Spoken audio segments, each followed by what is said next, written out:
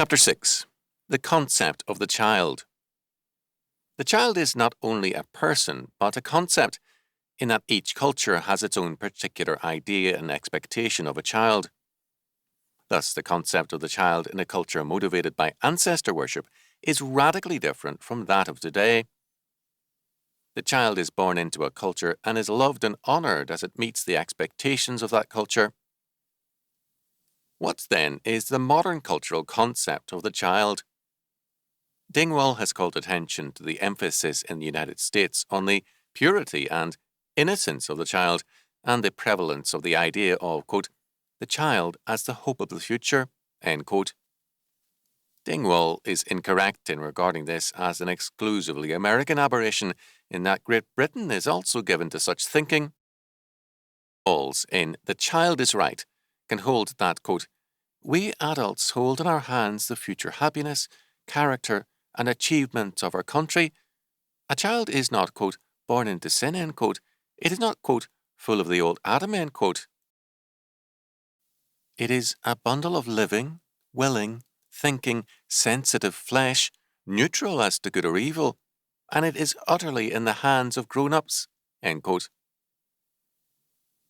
The purity and innocence of the child is seen basically as moral neutrality. The child is passive and to be shaped. This runs directly counter to the older Protestant concept of the child as, one, a creature fearfully and wonderfully made in the image of God and with awesome responsibilities, and yet, two, conceived in sin, that is, born with a predisposition to sin, in original sin, which radically tainted every aspect of his being. Quote, in Adam's fall, we sinned all, end quote. New England school children were once taught this. In this concept, in terms of this twofold aspect of the child, education involved two fundamental facts.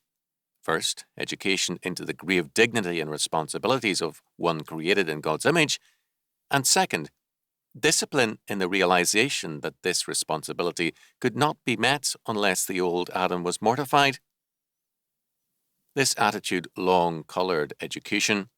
It lingered long in the United States and elsewhere in curriculum content. In the moral emphasis in Reader's Longfellow's Psalm of Life, summed up this educational goal, prevalent and influential long after Protestant orthodoxy receded. Life is real, life is earnest, and the grave is not its goal.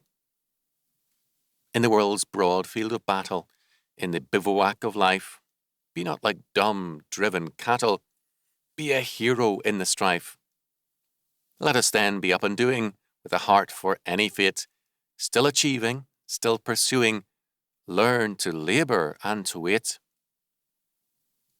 Countless children memorized and recited these lines as a part of classwork and learned both to labour and to wait.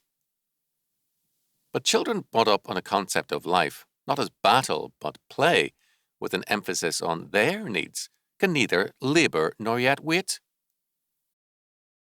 The needs of the child, not on the demands and expectations of the culture. Once the literature of youth abounded in an emphasis on what the young man needed to know, what his spiritual armour was, what made him a complete man, a complete farmer, cobbler, or apprentice, all on the premise of his responsibility to the culture and his personal incapacity if he failed to meet the requirements of manhood and faith. But the approach now is radically different. Parents are deluged with information about the treatment of this newborn Messiah, the hope of the future and his needs.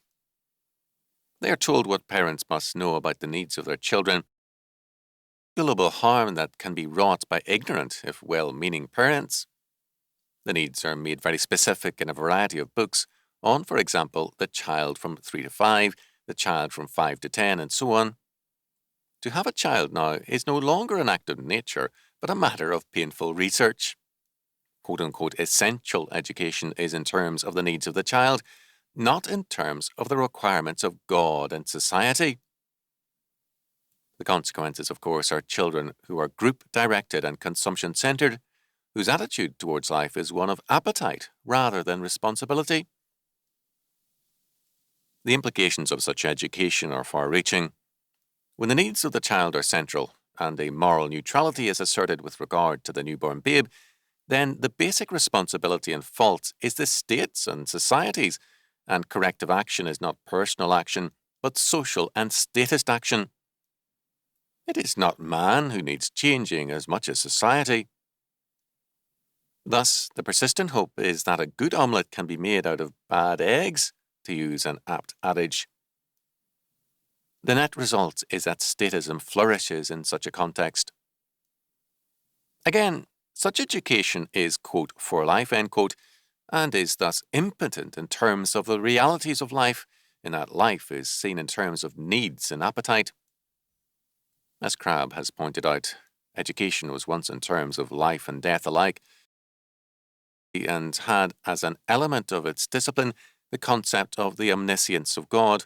Quote, Thou, God, seest me, end quote, Genesis 16:13, was set in the context of responsibility and accountability. This world was, quote, a veil of soul-making, end quote, and that true discipline, quote, which springs from an inner conviction, end quote, was the goal of education. Chastening was an act of grace on God's part and a manifestation of care and government on the part of parents and school. That this chastening was faulty and itself affected by the old Adam and the chastener at times goes without saying. Was indeed a manifestation of love and concern is equally certain. And while there is much in modern studies of children which is of value, the basic orientation cannot be accepted. The background of its thinking can be understood by studying a work very influential in its day and frequently reprinted. 1904 by Horn, Assistant Professor of Philosophy and Pedagogy at Dartmouth. According to Horn, the goal of all history, evolution and education is this, quote, the individual is not the universal, but it will be, end quote. Since Horn's day, the orientation has become less philosophical, but nonetheless centered on the individual and more in terms of needs. If international politics have required a rethinking of education, it has only been to shift the concept of needs from the individual to the state. Scientists are needed and engineers. The responsibility and discipline required are in terms of state needs, not in terms of God and creation in His image. As a result, while curriculum content may improve, educational goals have been further diminished. The religion of statism cannot create responsible people. It can only compel responsibility, ending thereby in the very externalism against which Dewey and his followers revolted so strongly. But externalism is the only resort, other than collapse, if we reject that Christian orthodoxy which is productive of responsibility. Education has thus become statist by default, having no other alternative to Christianity. To Lazarsfeld and Thellens, themselves statist in sympathies in these colleges they, on their standard, rate as high in quality. 58% of the social scientists are quote-unquote permissive, that is, statist in their faith, and another 30% somewhat so, and only 12% conservative.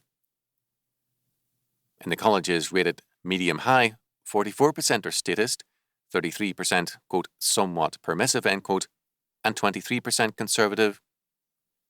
The medium-low colleges are 27% permissive, 24% somewhat permissive, 49% conservative. Low-quality colleges are low with, quote-unquote, only 22% permissive, 19% somewhat permissive, and 59% conservative. If these figures are to be believed, we have the sorry spectacle of a very large percentage of all social scientists dedicated to the statist concept, which is today rapidly destroying all liberty and prostituting all knowledge. Apart from the implicit contempt of liberty and learning, another fact appears in this report, the use of the word, quote, permissive, end quote, as equivalent to a belief in statism, socialism, and welfare planning. Seems to be a monstrous presumption, and some reviewers have spoken bluntly of this as evasive and prejudicial terminology. Of this present, but more than that, it reflects a very definite background of educational faith and language of the school of Dewey. Dewey, reflecting the developed faith of the Enlightenment and of Froebel, in enunciating in 1900 the three premises of education, began the association of permissiveness and statism. Two of the three premises declared the primary business of education to be training in group or cooperative living, in a statist society seen religiously by Dewey as the true kingdom of God. Declared, quote, that the primary root of all educational activity is in instinctive, impulsive attitudes and activities of the child, and not in the presentation and application of external material, end quote. Dewey also stated, quote, people should be governed by himself according to the social needs of his community, rather than by arbitrary laws, end quote. Permissiveness and statism are essentially related. The assumption of responsibility by the state inevitably involves the surrender of responsibility by the individual to the group and the state. Every period of social decline and of statism sees also the rise in popularity of the contempt of permissiveness. It becomes a basic need of free man, now seen as free only in terms of emancipation from work and responsibility. Statism is liberty and permissiveness to the man in full flight from the responsibilities of manhood, in rebellion against the requirements of God, and with an immature love of play rather than work. Quote, the glorious liberty of the sons of God, end quote, is to them an unspeakable bondage. The concept of the child in terms of needs and moral neutrality inevitably means a radical reinterpretation of the concept of liberty. Educationally, the child considered in terms of needs must be given automatic promotion to prevent any sense of inferiority, frustration, or maladjustment. Socially, the same child must be guaranteed cradle-to-grave security lest a psychic trauma be produced. Failure to learn is to devalue learning, and the cure for social failure is to devalue success.